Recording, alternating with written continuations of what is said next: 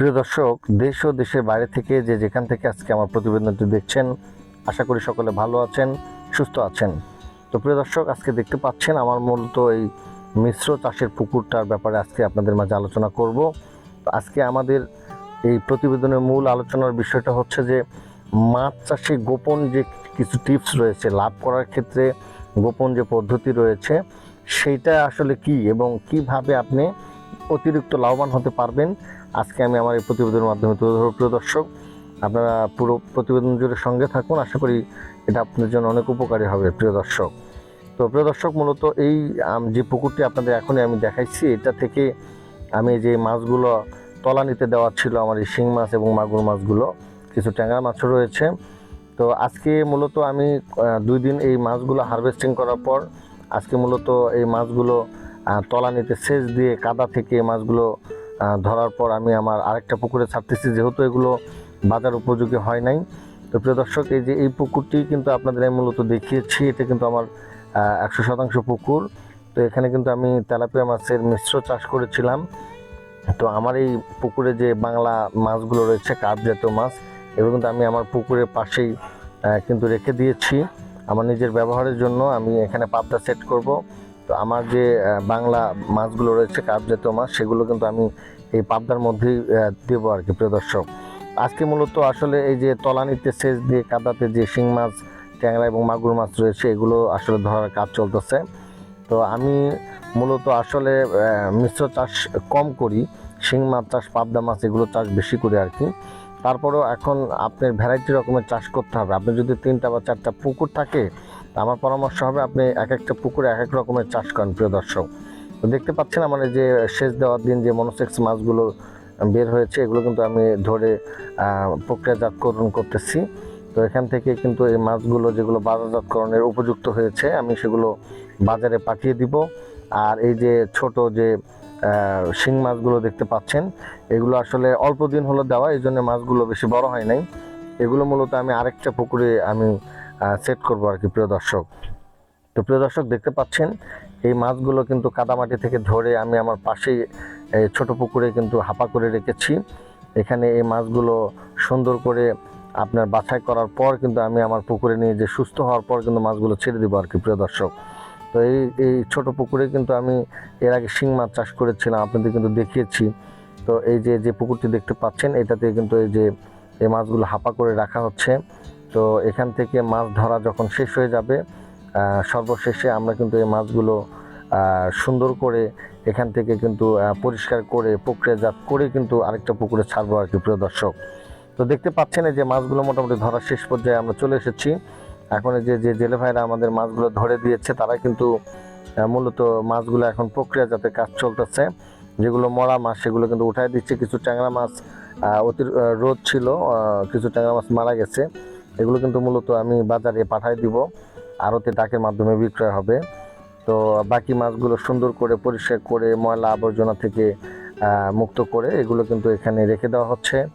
তো প্রিয় দর্শক, আমি মূলত আপনাদের উদ্দেশ্যে যে মেসেজটা আজকে দিতে চাই, বা আমি যে কৌশলে চাষটা করি, আমি আপনাদের মাঝে এটাই শেয়ার করবো আর কি। প্রিয় দর্শক, আমি বরাবরই আপনাদের মাঝে যে প্রতিবেদনগুলো নিয়ে হাজির হই, প্রত্যেকটা প্রতিবেদনের সাথে আমি নিজে জড়িত আছি। আমি নিজে প্র্যাকটিক্যালি করি, যেখানে উপকৃত হই সেই বিষয়টা, সেইটুকু অংশটা আপনাদের সাথে শেয়ার করি।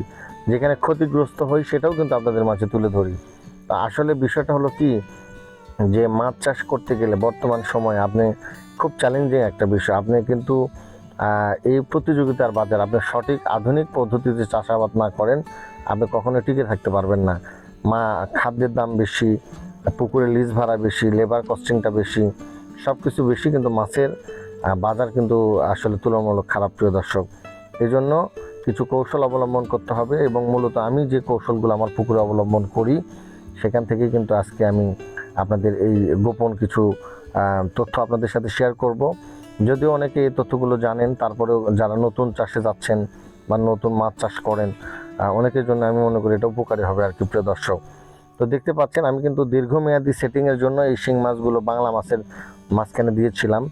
তো পরবর্তীতে আমি এই পাবদা সেটিং করব, এই জন্য কিন্তু এই মাছগুলো ধরে ফেলতে হলো। একটা বিষয় আপনাদের বলে রাখি, পাবদা আর শিং মাছ চাষ করা যায় না তা না, করা যায়, কিন্তু এটা কিন্তু ঝুঁকিপূর্ণ চাষ। যেহেতু শিং মাছের রোগবালাই বেশি, আপনি পাবদা মাছের মধ্যে যদি শিং অতিরিক্ত পরিমাণে দেওয়া থাকে সেক্ষেত্রে আপনার পুরো পুকুরে মাছ কিন্তু ভাইরাসে আক্রান্ত হতে পারে। এই জন্য আমি পাবদা মাছের মধ্যে শিং মাছ রাখবো না, বাধ্য হয়ে কিন্তু আমাকে সেচ দিয়ে মাছগুলো ধরে ফেলতে হলো। প্রিয় দর্শক, আজকে দেখতে পাচ্ছেন এই যে মাছগুলো এখান থেকে এই যেহেতু ছোট মাছ, এই আমি আমার নিজের পুকুরে আবার সেট করব, বিক্রয় করব না। তো এই মাছগুলো এখান থেকে দেখেন এই যে হাপা থেকে তুলে আমার আরেকটা পুকুরে পারাপারে কাজ চলতেছে। তো প্রিয় দর্শক, আমি আপনাদের যে পরামর্শটা দেব, তো আপনি যখনই মাছ চাষ করতে যাবেন আপনি অবশ্যই সাথী মাছ হিসেবে তলানির একটা ক্যাটফিশ জাতীয় মাছ আপনাকে রাখতে হবে। আপনি যদি অতিরিক্ত মুনাফা অর্জন করতে চান, এটা কিন্তু করতে হবে, অবশ্যই করতে হবে। যেমন আমার 100 শতাংশ পুকুরে আমি কিন্তু 60,000 থেকে 70,000 পাবদা সেটিং করব, এবং এই পাবদার মধ্যে আমি মোটামুটি 30 থেকে 40,000 কিন্তু ট্যাংরা মাছ বা গুলশা মাছ দেবো আর কি। তো আসলে আমি এই মাছগুলো, আমার শিং মাছ যেগুলো দেখতে পাচ্ছেন, এগুলো কিন্তু প্রিয় দর্শক আমি আমার পাঙ্গাসের পুকুরেই সেট করব আর কি। পাঙ্গাস মনোসেক্স বাংলা মাছ দেওয়া আছে, তার মধ্যে আমি তলানির মাছ হিসেবে এই মাছ অতিরিক্ত একটা প্রফিটের আশায় আমি কিন্তু সেটিং করতেছি। সব থেকে মজার বিষয়টা হলো যে খাবার ছাড়া কিন্তু এই মাছটা তৈরি করা সম্ভব। এই মাছের জন্য যেহেতু পাঙ্গাস মাছের মধ্যে আমি কিন্তু এই মাছগুলো ছাড়তেছি, এগুলো কিন্তু খাদ্য ছাড়া অতিরিক্ত খাদ্য লাগবে না। ওই মাছের যে পাঙ্গাস মাছের যে খাবার বা মনোসেক্স মাছের যে খাবার আছে সেখান থেকেই কিন্তু এই খাবার খেয়ে কিন্তু এই মাছগুলো কিন্তু ওখানে হয়ে যাবে। তো আমি কিন্তু প্রতি বছর, আপনাদের এই বিষয়টা অবগত থাকা দরকার, প্রত্যেক বছর কিন্তু পুকুর কিন্তু সেচ দিতে হবে। বছরে একবার করে অবশ্যই পুকুর সেচ দিতে হবে, তলানিতে রোদ দিতে হবে, তাহলে কিন্তু পুকুরের হেলথ, স্বাস্থ্যটা যেটা অবশ্যই ভালো থাকে, রোগ প্রতিরোধ ক্ষমতাটা ভালো থাকে। তা এই মাছগুলো যে এখন আমি ছাড়তেছি, আমি কিন্তু পাঙ্গাস মাছগুলো বা বাংলা মাছগুলো কার্প জাতীয় মাছ বিক্রয় করে ফেলবো, কিন্তু এই মাছগুলো কিন্তু আমি ধরবো না বা পুকুর সেচও দেবো না, শুকাবো না, পানি কমায় শুধু কিন্তু মাছগুলো ধরবো। তারপরে আবার পরের চালানে পরের টিপে গিয়ে কিন্তু আমি আবার একবারে শুকিয়ে ফেলে মাছগুলি ধরবো। তখন যেটা হবে, এই অতিরিক্ত একটা আয় আমি কিন্তু সেচ দেওয়ার পর এই কাদা থেকে আমি কিন্তু এই মাছগুলো থেকে ধরে আর্ন করতে পারবো। তো আমার কথা হচ্ছে, যদি 10 মণ মাছও আমি পাই, অতিরিক্ত প্রত্যাশা ধরেন করতেছি না, সেক্ষেত্রে কিন্তু এই মাছগুলো কিন্তু তখন ভালো একটা গ্রোথ হবে 1 বছর সময় দিলে। সেক্ষেত্রে আপনি দেখা যাবে যে মোটামুটি তাও 10 মণ মাছ কিন্তু প্রায় 1.5 লক্ষ টাকার মতো বিক্রয় হওয়ার সম্ভাবনা থাকবে আর কি। প্রিয় দর্শক, তো এই যে 1.5 লক্ষ টাকা বা যে বিক্রয়টা হবে, এটা কিন্তু অতিরিক্ত একটা মুনাফা। এতে করে হয় কি, পুকুরের লিজ ভাড়ার টাকাটা উঠে আসে বা জাল খরচটা উঠে আসে, সেক্ষেত্রে কিন্তু একটা ভালো একটা সাপোর্ট দিবে। তো আমি আপনাদের বলবো, যারা কার্প জাতীয় মাছ চাষ করেন তারা এই কার্প জাতীয় মাছের মধ্যে আপনারা কিন্তু শতাংশ অনুযায়ী আপনারা একটা হিসাব করে 20-30 হাজার কিন্তু এই যে শিং মাছ বা ট্যাংরা মাছ কিন্তু দিয়ে রাখতে পারেন। এটা কোনো খাবার ছাড়াই বছর শেষে সেচ দেওয়ার পর অতিরিক্ত একটা আর্ন কিন্তু এখান থেকে আপনারা করতে পারবেন। প্রিয় দর্শক, বিশেষ করে আপনি যদি আমি কিন্তু এই যে শিং মাছগুলো দিচ্ছি, এখানে কিন্তু আমি 5,000 কই মাছও দিব আর কি। তো আসলে আমার চাষ পদ্ধতিতে আপনার ভালো নাও লাগতে পারে, একজনের পছন্দ নাও হতে পারে, কিন্তু আমি যেভাবে লাভবান হয়েছি, যে পদ্ধতি অবলম্বন করে উপকৃত হয়েছি, সেটাই আপনাদের মাঝে শেয়ার করতেছি। আমি যেহেতু একক পাবদা চাষ, শিং চাষ করতেছি না, সেই জন্য অল্প পরিমাণে দিচ্ছি আর কি। তো প্রিয় দর্শক, এইভাবে আপনার নতুন চাষি ভাইয়েরা এই টিপসগুলো অবলম্বন করে সাথী মাছ হিসাবে কাদাতে কিছু মাছ ফেলে দিয়ে রাখবেন, বছর শেষে সেখান থেকে একটা মুনাফা পাবেন। এভাবে যদি কৌশল করে আপনারা চাষাবাদ করতে পারেন, লস হওয়ার কোনো সম্ভাবনা নেই, অবশ্যই লাভবান হবেন। তো প্রিয় দর্শক, এই যে আমার পুকুরে মাছ ধরা শেষ, আমি কিন্তু রোদ অতিরিক্ত থাকার কারণে আজকেই ব্লিচিং পাউডার এবং চুন পুরো পুকুরে কিন্তু প্রয়োগ করে দিচ্ছি, আপনারা দেখতে পাচ্ছেন। আসলে পুকুর প্রস্তুতি যদি ঠিকমতো হয়, পুকুরে রোগ আক্রান্ত হওয়ার সম্ভাবনা খুবই কম। এই যে কাদা মাটিতেই কিন্তু চুন আর ব্লিচিং প্রয়োগ করতেছে, যদিও এটা কষ্টকর এবং অনেক তীব্র রোদ, এই রোদের মধ্যে যদি এটা দেওয়া যায়, সকল প্রকার জীবাণু এবং ভাইরাস, ফাঙ্গাস যেগুলো থাকবে সেগুলো কিন্তু নষ্ট হয়ে যাবে। তো প্রিয় দর্শক, আপনারা আমার এই প্রতিবেদনগুলো থেকে যে টিপসগুলো আমরা দেওয়ার চেষ্টা করি, এখান থেকে যদি আপনারা বিন্দু পরিমাণে উপকৃত হয়ে থাকেন, আমার বংশী এগ্রো চ্যানেলটি সাবস্ক্রাইব করবেন। আমি প্রতিনিয়ত আপনাদের মাঝে এই নতুন নতুন প্রতিবেদনগুলো তুলে ধরবো।